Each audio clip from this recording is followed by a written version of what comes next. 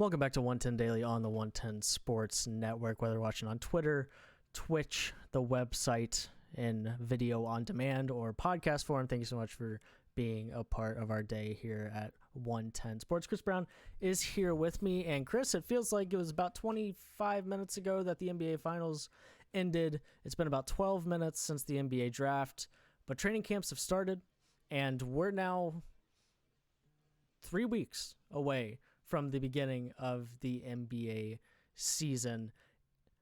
It is completely, it hasn't snuck up on me, but yet I was still surprised by it, right?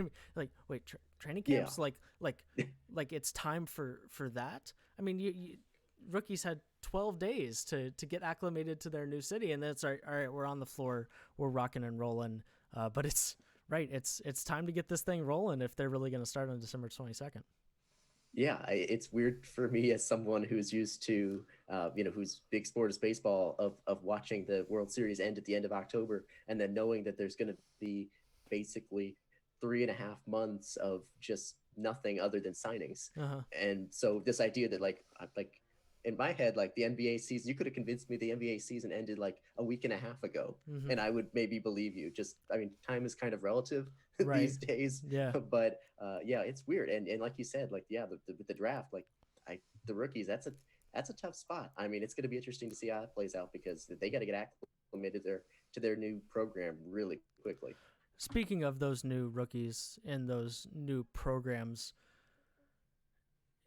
let's talk about rookies that excite us the most. And this is a weird situation for rookies, right? For that, there's no summer league, right?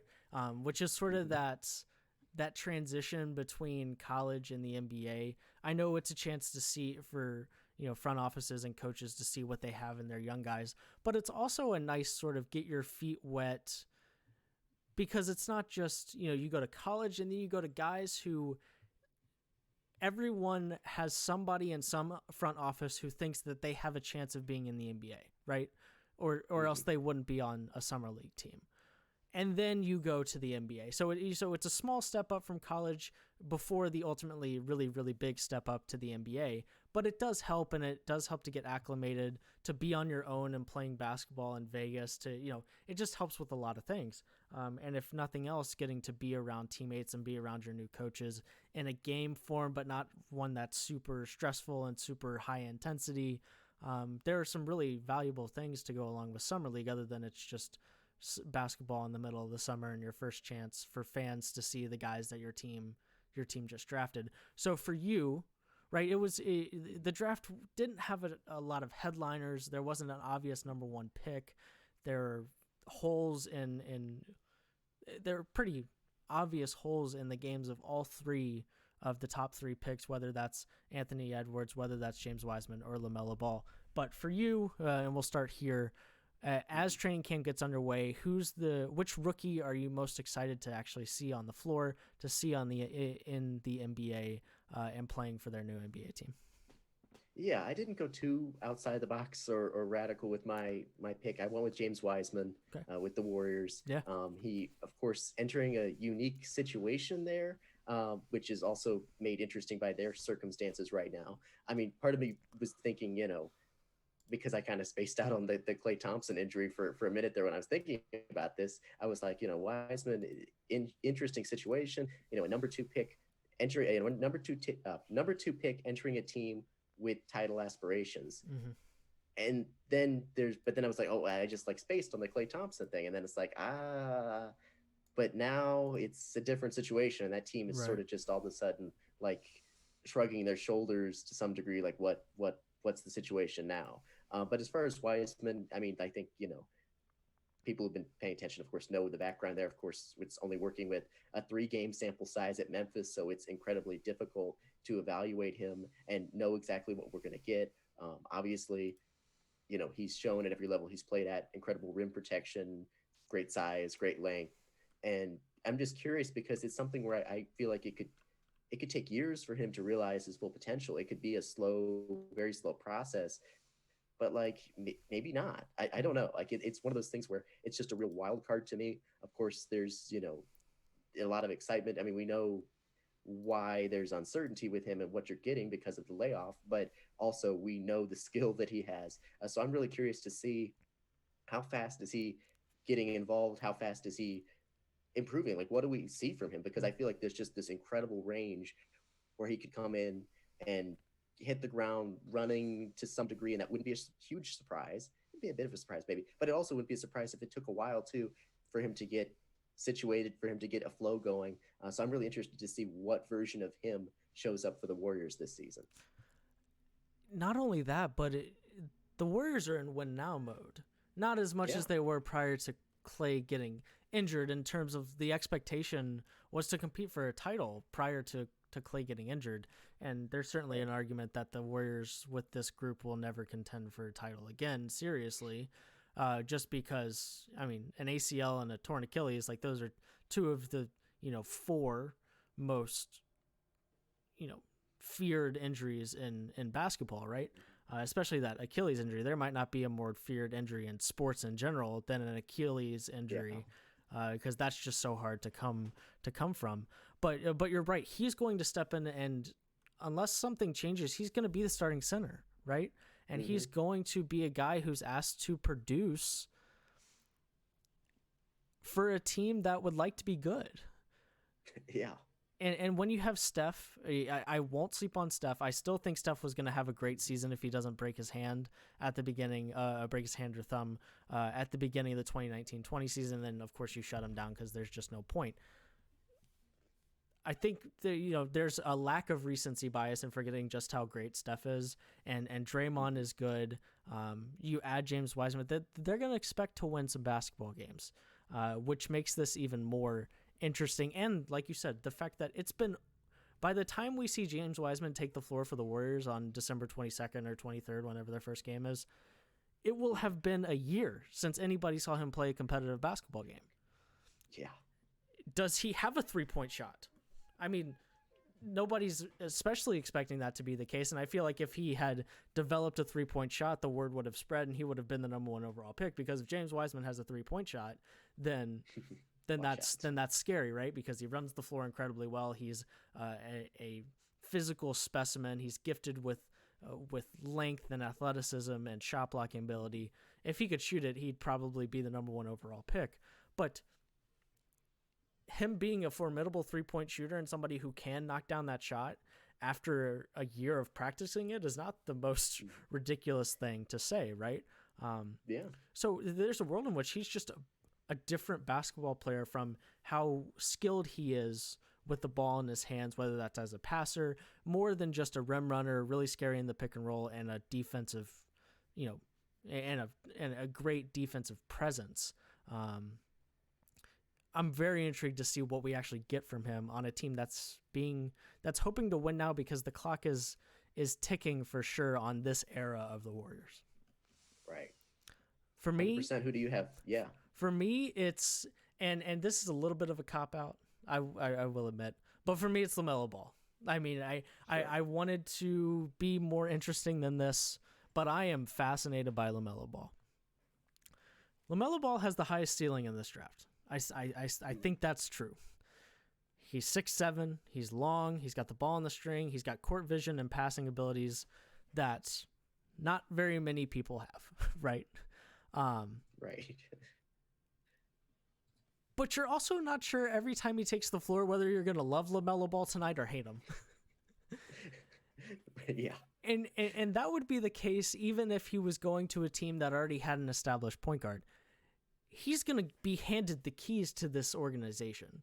He's going to, I mean, you've got Terry Rozier and Devontae Graham, yes, but you're the Hornets. You need star power. He's going to get handed the keys to this team.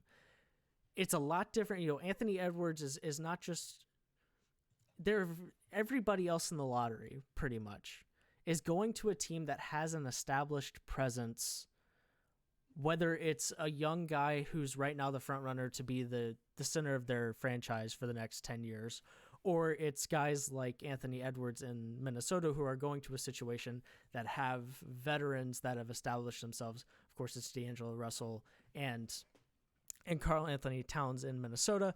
But if it's, Patrick Williams in Chicago, he's going to a place where Lauri Markkanen Kobe White and Wendell Carter Jr. are the guys that Zach LaVine, he's just going to fit in early. LaMelo could be handed the keys to this thing.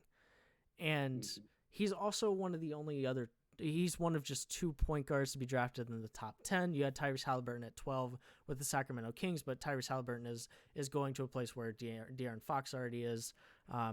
Killian Hayes is another one of those guys who is going to get handed the keys to the Pistons, but I think he's just going to be a lot more solid early on than LaMelo, and certainly not quite as exciting leading off on Sports Center, top 10 play because of look at this pass he made, or not top 10 because look at this pass he made sort of thing, night in and night out. But also, I mean, because of the moves that the Hornets have made over the last month or so, you know, they go and get Gordon Hayward in free agency.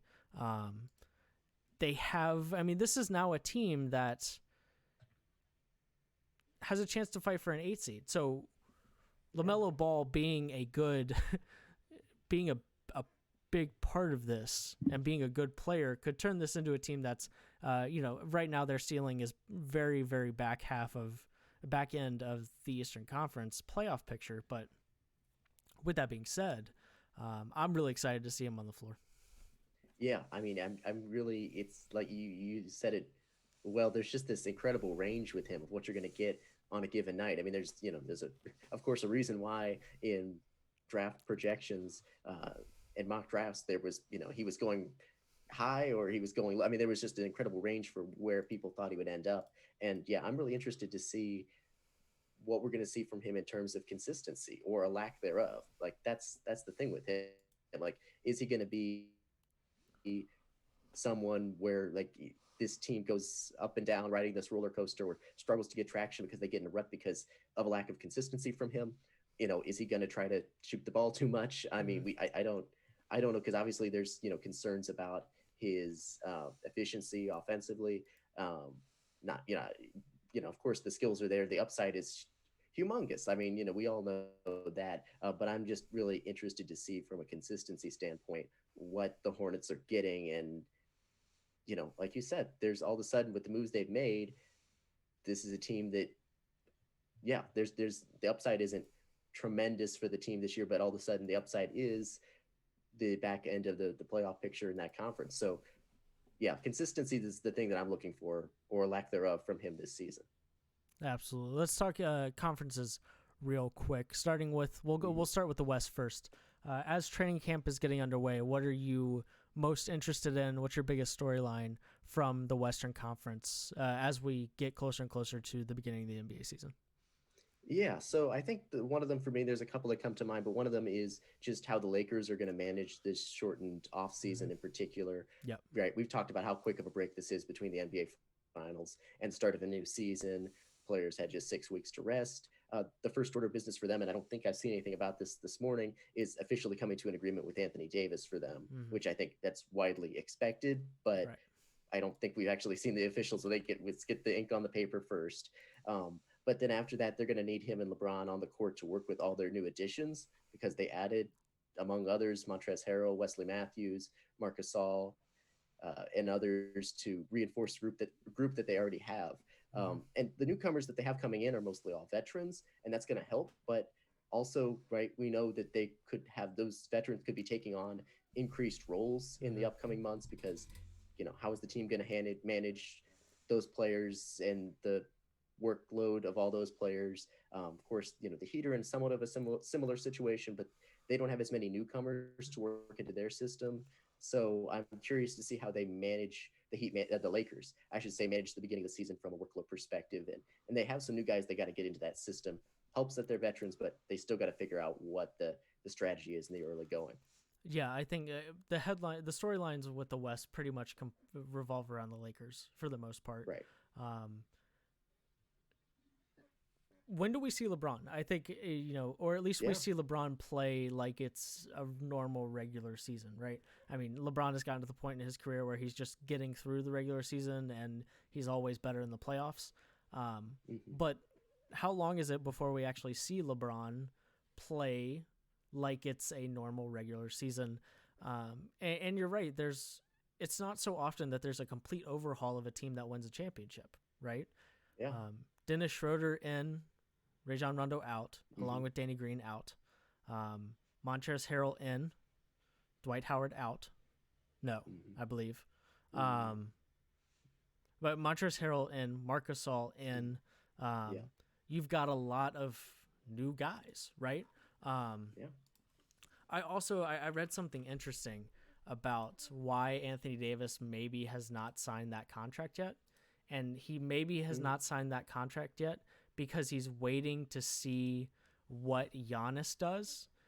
Because if Giannis doesn't sign the Supermax agreement with the Bucks prior to this season starting, that instead, sorry, I completely lost my train of thought there. Instead, he signs a 1-and-1, a 2-year with a player option in the second year, and adjusts his contract after this season to try and clear the cap space for Giannis to come and play for them after next season. I don't know if there's any legitimacy to that. I saw that somewhere that from a credible source, which is just interesting, and the place would absolutely explode if that actually happened. But it revolves around the Lakers for me. Also, they made an overhaul, but I think the Lakers got better. I think they did. I think they, you got more help from on the offensive end in Dennis Schroeder than you did with Rondo. Of course, you've got Davis and LeBron. Marc Gasol and Montrezl Harrell make up a really interesting front court, one that I think is better than last year's, but it's not like you're lacking in size, so you still have that incredible size and depth to go along with Anthony Davis. I'm not sure anybody else did anything to suggest that they are going to catch up with the Lakers, right? If they're healthy, if LeBron and AD are the way that they were this year, I'm not sure anybody did enough to actually overtake them this season. So when the season starts on December 22nd, my favorite to win the West again will be the Lakers. And somebody will have to change my mind because I think the Lakers got better. And while there were some other teams that got better, I'm not sure anybody got that much better to overtake them. Yeah, agreed, 100%. I'm with you on that. I don't see, well said. I don't see a team that really made the kind of improvements that would need to make for me to really consider them as a team that I'm looking at in a new way to that degree.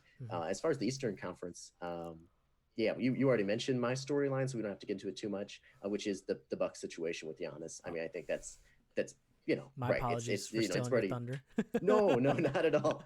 Not at all. I mean, it's right. It's a big storyline. It's already out there. People know. We don't have to get into a ton. But of course, it's the looming question of whether Giannis will sign that Supermax extension to stay in Milwaukee. He has until the day before the start of the season to make it a final decision. And the Bucks have projected confidence in the offseason. And of course, they better, considering what they had to do to give up Drew Holiday, he better sign back. And that's not a move you make if you really don't think that Giannis is going to sign that contract, right? I mean, they basically gave up their future and draft picks to go get Drew Holiday. But you have to look at it like, okay, we gave up these draft picks, but we're going to sign Giannis back to a Supermax, to that extension, and we're going to solidify ourselves as a top 3 team in the East as long as he's healthy for the next 5, 6, 7 years, and that's worth any draft picks, right? Draft picks are like cars; they're much more valuable before you actually drive them off the lot. Because if I told you that I could give you the number 1 overall pick, or I could give you Anthony Edwards, the number 1 overall pick sounds a lot sexier than Anthony Edwards, right? But those are essentially one and the same. But so I'm right, but it is looming. It changes it changes the landscape of the NBA, regardless of what he does, right? Because if he doesn't, then the Heat can go and do something that they wouldn't have done otherwise, because clearly they were making moves to open up that cap space for when he did become a free agent. Or if he does leave, whoever he leaves and goes to, I mean, everybody at the top of that list are teams that are already good, right? but completely change the scope in that sense as well. Yeah, 100%. I think that it's going to be, yeah, it's just interesting because, yeah, like you said, the Bucks had to go all in acquiring, Drew Holiday, and they had to go all in with this confidence, but now it's like it's just this thing that's just the clock is still ticking. It's just sort of hovering over everything until we get some sort of resolution there. Breaking news from Shams: the NBA's tentative opening night doubleheader, Nets versus Warriors. So you got the Warriors versus Kevin Durant, so that's cool. And then you're getting your Lakers Clippers in Los Angeles. So that's, to go back to my humor me please, that's it's either opening night or December or Christmas Day, right? You can't have opening night and Christmas Day when the two are just 3 days apart. So that makes more sense. Sure. But that's a cool doubleheader. Those are the kind of matchups I was expecting that you would typically expect for Christmas Day, finding some history between two teams or whatever it might be. But yeah, absolutely. My Eastern Conference storyline, real quick, just to touch on it briefly, is the Nets. Speaking of that team, does James Harden become a Net? When? How? What do they have to give up in a trade to get him? And simply, where do the Nets fall in the hierarchy of the Eastern Conference, right? In theory, they could fall pretty high, but it's Kevin Durant coming off an Achilles injury. It's Kyrie Irving, who is turned into the superstar that actually makes teams worse. Like, the Celtics were better when he wasn't on the floor, and the Nets were better when he wasn't on the floor. So they're two incredibly gifted basketball players, and Kevin Durant's one of the best players in the world when he's healthy. But where do they fall, right? You have Steve Nash, who's a brand new coach, and KD and Kyrie aren't exactly the easiest players in the NBA to coach. They're moody. They want things the way that they want them. There's a list of reasons why this team, led by Kyrie Irving and Kevin Durant, isn't clearly one of the best teams in the East, right? Part of that's because the East is just better than it has been, at least in my opinion. But also the part of that is you're just not sure what you're going to get from those two guys. Do they add James Harden? Where do they fall if he does join them? Where do they fall if he doesn't? It's all interesting. Everything's pretty much the same in the East in terms of who the best teams are, who I feel about, how I feel about each of those teams, except for the Nets. And I'm curious as to where they fall in that conversation. Yeah, there's just so many ifs. I could build in a chain of ifs that fall a certain way in which things just go horribly. And you could also flip a lot of those and build the chain of ifs a different way, and all of a sudden things go great. Like, there's just so many unknowns, so many things that could go one way or another, where the range is just so significant because there's so many factors you just don't know how they're going to play out. Absolutely. So we'll get closer and closer to the NBA season. Like I just said, we've now got tentative opening day games: Nets, Warriors, and then the LA teams, the Clippers and the Lakers. It feels weird, relatively speaking, since we just had the draft and we feel like the NBA finals just ended. But it's time to start talking about the 2020-21 NBA season. Coming up next, we'll do the challenge flag. What are you watching tonight to round out the show here on a Wednesday? You're watching 110 Daily, on the 110 Sports Network.